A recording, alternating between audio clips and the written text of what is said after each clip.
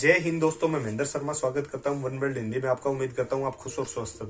दोस्तों आइए दिखाते हैं पाक मीडिया की एक और लेटेस्ट डिबेट, जिसमें कैसे आरजू काजमी और भारत से major general retired Ashwini Shivaj ji ने से एक जबरदस्त विश्लेषण किया है, वो भी अफगानिस्तान की इकोनॉमी पे। क्योंकि कैसे पाकिस्तान की जग जाहिर है कि कैसे पाकिस्तान ने दलाली खाने के चक्कर में अफगानिस्तान के मुद्दों को कैसे एक से एक मंच पे उठाया, जबकि सभी इनको बाईपास करते रहे। तो दोस्तों अश्विनी शिवाज जी ने बहुत जबरदस्त विश्लेषण करके बताया कि क्या आज अफगानिस्तान की सिचुएशन का कौन जिम्मेवार है और कैसे अफगानिस्तान को तोड़ा जा रहा है और कैसे इनको बचाया जा रहा है और कौन से देश इसकी अर्थव्यवस्था को सुधारने में लगे हुए हैं। तो दोस्तों देखिए डिबेट और कमेंट में अपनी प्रतिक्रिया जरूर दें। लास्ट में आपसे रिक्वेस्ट करूंगा, चैनल पे नए चैनल को सबसे पहले सब्सक्राइब कीजिए, लाइक शेयर कमेंट जरूर कीजिए। दोस्तों जय हिंद, वंदे मातरम, भारत माता की जय। दोस्तों मैंने इंट्रो में कहा कि हम जानना चाहेंगे कि जो सिचुएशन अफगानिस्तान की इस वक्त बनी हुई है, और आप देख रहे हैं कि पाकिस्तान से भी बार बार कहा जा रहा है कि उनकी मदद की जाए। इस्लामिक कंट्री की भी एक हमने यहाँ पे मीटिंग करवाई थी OIC की, और भारत भी अपनी तरफ से पूरी कोशिश कर रहा है कि कुछ ना कुछ उनकी मदद की जाए जो अफगानिस्तान में लोग हैं। लेकिन सर ये सिचुएशन जो है वो बाकी जो नेबरिंग कंट्रीज हैं अफगानिस्तान के साथ, उनको क्या फेस करना पड़ सकता है अगर यही सिचुएशन रही उनकी, यानी इकोनॉमी की हालत यही रही अफगानिस्तान में? हाँ बिल्कुल, देखो आरजू, इसमें कोई शक नहीं कि आज की तारीख में अफगानिस्तान की जो फाइनेंशियल कंडीशन है, जो इकोनॉमिक कंडीशन है, वो काफी खराब है। और ऐसे में क्या है कि एक ह्यूमैनिटेरियन क्राइसिस और एक प्रकार से आप कह सकते हो हेल्थ क्राइसिस आने के पूरे अंदेशे। सर्दियां बढ़ गई हैं, लोगों के पास खाना नहीं है। 75% से पॉपुलेशन ज्यादा ऐसी है जिसको एक मील भी नहीं मिलता पूरे दिन में। और ऐसे में हो क्या रहा है, वहां पर जो बच्चे हैं, औरतें हैं, उनको ज्यादा इम्पैक्ट हो रहा है। और जो उनके पास पैसा था उनका, बेसिकली अमेरिका के पास $9.5 बिलियन, वो भी अभी फ्रीज कर रखा है। कहीं बातचीत हुई है कि वो शायद उसको अभी लिक्विडेट कर देंगे। मगर अभी सच्चाई यह है कि आज की तारीख में, क्योंकि तालिबान की जो गवर्नमेंट है वो एक इंक्लूसिव गवर्नमेंट नहीं है, इसके कारण इसको किसी ने रिकॉग्नाइज नहीं किया है। ना आज पाकिस्तान ने किया, ना टर्की ने, ना कतार ने। अमेरिका और बाकी देश तो आप भूल ही जाओ। तो उसमें हुआ क्या है कि इसके कारण ये जो वर्ल्ड की फाइनेंशियल इंस्टीट्यूशन है, IMF है, वर्ल्ड बैंक है, यूरोपियन बैंक है, एशियन डेवलपमेंट बैंक है, वो भी इसको कोई कर्जा नहीं दे रहा। तो आज कर्जा कोई दे नहीं रहा, फाइनेंशियल एड आ नहीं रही, और ऊपर से वहां पर ड्राउट पड़ा था इस बार। और सच्चाई यह है कि लोगों के पास खाने के लिए कुछ नहीं है, लोग बहुत भूखे मर रहे हैं, और एक प्रकार मेडिसिनों की बहुत सख्त कमी है। ऊपर से जो तालिबान की गवर्नमेंट है वो अनपॉपुलर होती जा रही है। जो वादे किए थे उन्होंने कि हम बदली हुई तालिबान 2.0 होगा, मगर वो तो हुआ नहीं। तालिबान 1.0 से भी खराब है।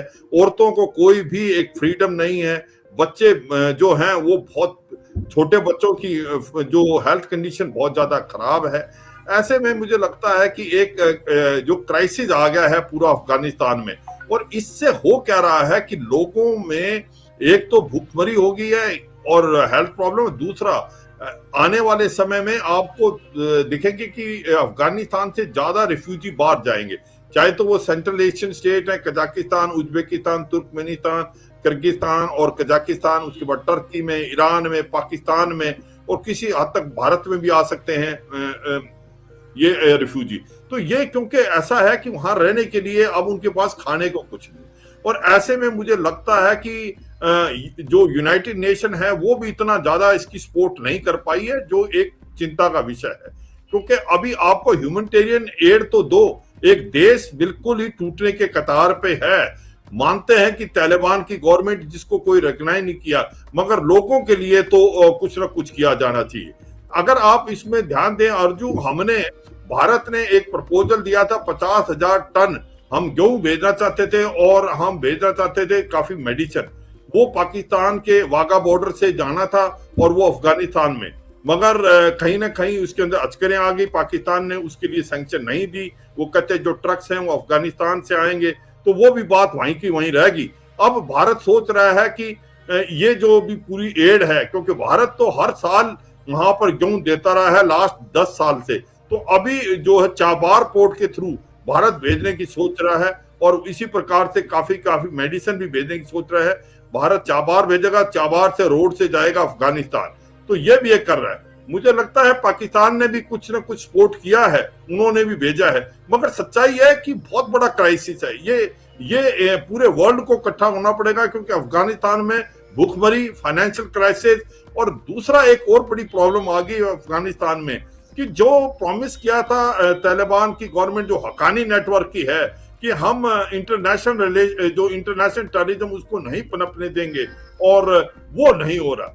आज इस्लामिक स्टेट खोरासन ने अपने पैर पसार लिए हैं, अल कायदा बहुत ज्यादा एक प्रकार से बढ़ता जा रहा है।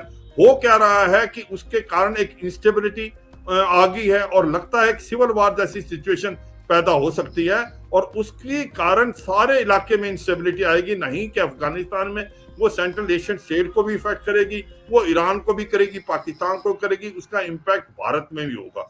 तो ये हमें सोचना पड़ेगा कि अगर ये ही सिचुएशन अफगानिस्तान में रही तो ये पूरे इलाके के लिए एक बहुत बड़ा डेंजर है, और ये it can be a disaster for the whole South Asia. इसको हमें देखना पड़ेगा। आरजू सर, अगर हम सिर्फ भारत की बात करें, और पाकिस्तान की बात बाद में कर लेंगे, लेकिन आपके ख्याल से क्या इम्पैक्ट पड़ सकता है अफगानिस्तान की सिचुएशन का भारत के ऊपर?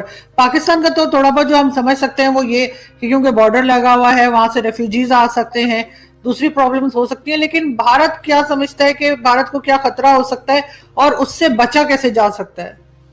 देखो, भारत के लिए एक खतरा तो पहले ही हो चुका है आरजू, आपने और हमने भी पहले प्रोग्राम किए हैं और आप भी करते रहे हैं कि हुआ क्या है कि हमारे जो 6 से 8 हजार लश्कर तोबा जैसे मोहम्मद जैसे आतंकवादी जो कि अफगानिस्तान के अंदर तालिबान के साथ कंधे से कंधा मिला के लड़ रहे थे, और वो अफगान फोर्सेज के अगेंस्ट भी और अमेरिकन फोर्सेज, वो अभी अवेलेबल हैं, और वो पाकिस्तान ऑक्यूपाइड कश्मीर में आए हैं, वो लॉन्च पैड में बैठे हुए हैं, वो ट्रेनिंग एरिया में और स्टेजिंग एरिया में हैं, और उनको अभी जो पाकिस्तान की जो आईएसआई और आर्मी उनको भेजना चाहती है भारत की तरफ, वो अलग बात है। हमारी काउंटर इन्फिल्ट्रेशन ग्रिड पुख्ता है, और सर्दियों में भी इस बार लगता है सर्दियां भी गर्म होने वाली हैं, और वो इन्फिल्ट्रेशन की पूरी कोशिश करेंगे भारत के अंदर।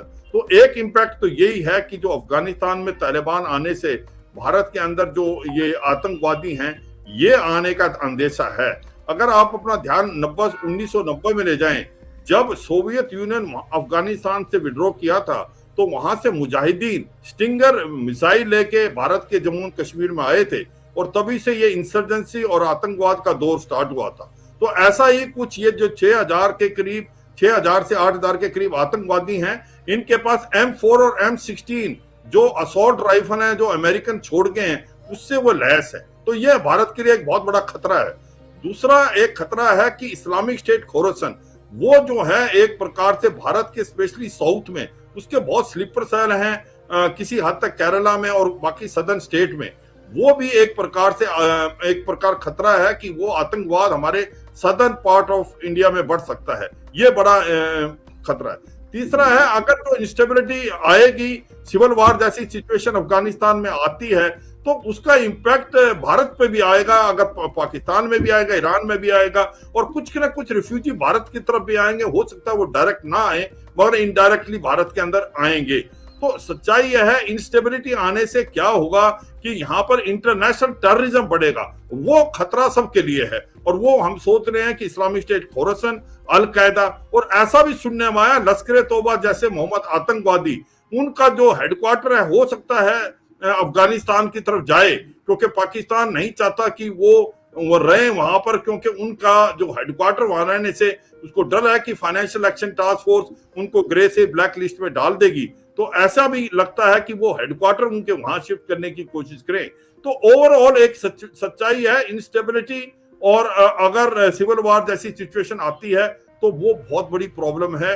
और जो सिचुएशन अब हो रही है, मारामारी होती है, वहां पर लोग मर रहे हैं, वहां पर फाइनेंशियल क्राइसिस है, वहां पर ह्यूमैनिटेरियन क्राइसिस है, वहां पर हेल्थ क्राइसिस है, उसका इम्पैक्ट भी होना ही होना है। और ये मुझे लगता है कि एक पूरे वर्ल्ड की जिम्मेवारी है, उसके अंदर यूनाइटेड नेशन भी है, यूरोपियन स्टेट भी हैं, भारत भी उसमें जिम्मेवार है, बाकी जो पाकिस्तान भी है, जो बाकी नेबरिंग कंट्री में है, कि अब हम पीपल टू पीपल कॉन्टेक्ट करके वहां पर एड जल्दी से जल्दी भेजने की कोशिश करें, नहीं तो वहां पर बहुत बुरी हालात हो सकती है। सर्दी बहुत बढ़ गई है और लोगों के पास ना रहने के लिए जगह है, ना खाने के लिए खाना या पीने के लिए पानी, और ना मेडिसिन है।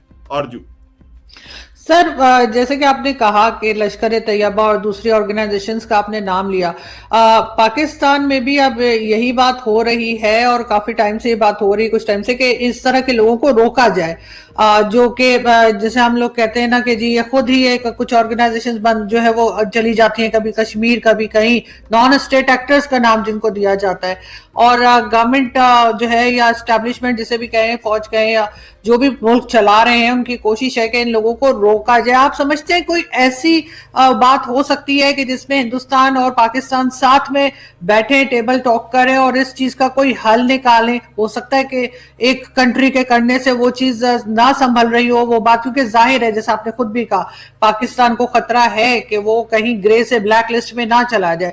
लेकिन सर, कुछ अगर हम आगे बढ़े और हम एक दूसरे के ऊपर एलिगेशंस के बजाय हम बैठ के उस प्रॉब्लम को सॉल्व करने की कोशिश करें कि इस चीज को रोका जाए, वो बेहतर नहीं होगा?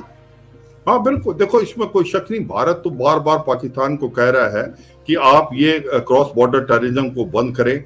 लश्कर तोबा जैसे मोहम्मद और हिजबुल मुजाहिदीन जो आतंकवादी हैं उनको आप बढ़ावा देना बंद करें, तो भारत बातचीत करने के लिए तैयार है। और देखो सच्चाई ये है कि अगर भारत और पाकिस्तान के रिलेशन इंप्रूव होते हैं तो दोनों देशों को फायदा, भारत को भी फायदा है मगर पाकिस्तान को बहुत फायदा है। अगर आप देखें आरजू कि अगर ये सिचुएशन अभी हो रही है, इसमें पाकिस्तान को बहुत बड़ा नुकसान होने वाला है और पाकिस्तान इसको समझ नहीं रहा। जिस प्रकार से आपने ठीक बोला था, ऐसा लगता है कि अगर इंस्टेबिलिटी का दौर आता है अफगानिस्तान में और एक प्रकार से सिविल वार होती है, तो 15 से 20 लाख के करीब रिफ्यूजी जो हैं अफगानिस्तान से पाकिस्तान की तरफ आ सकते हैं, और पाकिस्तान की खुद की माली हालात अच्छी नहीं।